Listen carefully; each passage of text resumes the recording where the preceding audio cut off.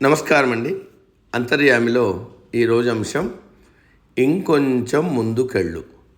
మనకు అందించిన వారు పివిబి శ్రీరామ్మూర్తి గారు. వినిపిస్తున్నది మీ విజయభాస్కర్. రోజు అడవికి వెళ్ళి కట్టెలు తెచ్చుకొని జీవించే పేదవాడు ఒకరోజు వట్టి చేతులతో తిరిగి రావడం చూశాడు ఒక సాధువు. ఆ మాట అడిగితే అతడు దిగులుగా అడవంతా ఖాళీ అయిపోయింది అన్నాడు. ఇంకొంచెం ముందుకెళ్లాల్సింది అన్నాడు ఆ సాధువు. సరేనని ముందుకెళ్ళిన అతడికి అక్కడ ఇంకా పెద్ద అడవిలో టేకు, మద్ది వంటి విలువైన చెట్లు కనిపించాయి. అవి తెచ్చుకొని సంతోషంగా జీవించాడు. కొన్నాళ్లకు అతడికి సాధువు మాటలు గుర్తుకొచ్చి ఇంకొంచెం ముందుకెళ్ళాడు. ఈసారి మంచి గంధపు చెట్లు కనిపించాయి. వాటితో ధనవంతుడయ్యాడు. మరోసారి సాధువు మాటలు మదిలో మెదిలి మరికొంచెం ముందుకెళ్ళాడు. రాళ్ళు రప్పలతో ఉన్న కొండను తవ్వాడు. మిలమిలా మెరుస్తూ రత్నాలు బయటపడ్డాయి. వాటితో కోటీశ్వరుడయ్యాడు. ఒకసారి ఒక వ్యాపారి రామకృష్ణ పరమహంస దగ్గరికి వచ్చి, స్వామి, నాకు సంపాదన మీద సంసారం మీద విరక్తి వచ్చింది, దీనికి పరిష్కారం లేదా అని అడిగాడు. అప్పుడు రామకృష్ణుడు, కొన్నాళ్ళు నాతో పాటు అమ్మను ధ్యానించుకో అన్నాడు. వ్యాపారి వస్తున్నాడు. రామకృష్ణుడు పక్కనే కూర్చుంటున్నాడు. అతని బుద్ధి నిలవటం లేదు. కడుపులో ఆకలి దహించేస్తోంది. పైగా ఉక్కపోత. ఇంట్లో పరిచారికలు ఉంటారు. ఇక్కడ కనీసం విసనకర్రైనా లేదు.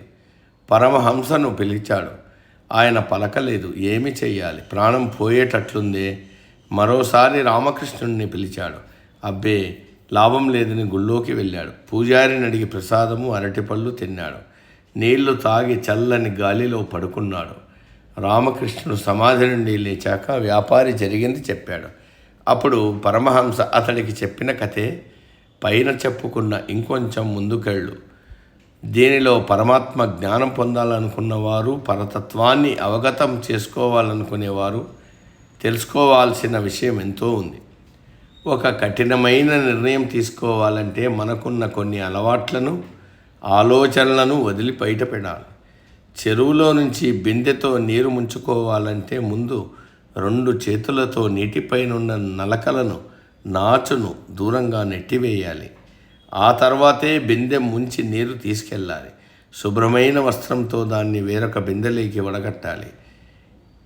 ఇండుగా పిక్క అరగదీసి వడగట్టిన నీటిలో వేయాలి. అప్పుడు మురికి అడుగుకు దిగి నీరు తాగడానికి పనికొస్తుంది. అలాగే ఒక పనిని ఏకాగ్రతతో చేయాలంటే మనసును అదుపులో పెట్టుకోవాలి. కోపం, అసూయ, ద్వేషం ఇలాంటివన్నీ మనసులోకి రానివ్వకూడదు. ప్రపంచమంతా ఒక్కటే, అన్ని జీవులు ఒక్కటే. అదే నేను. ఆ నేనే దైవం. ఆ దైవాన్ని సాక్షాత్కరింప చేసుకోవాలంటే సాధన చెయ్యాలి. ఎంత సాధన చేస్తే అంత ముందుకెళ్తాం. దైవం విషయంలోనే కాదు, ప్రాపంచిక విషయాల్లోనైనా ఎన్నో కష్టాలు, నిందలు, నిష్ఠూరాలు అనుభవించి అధిగమిస్తేనే పురోగతి లభిస్తుంది. సమాప్తం. సర్వే జన సుఖినో భవంతు. అందరూ బాగుండాలి, అందులో మనం ఉండాలి.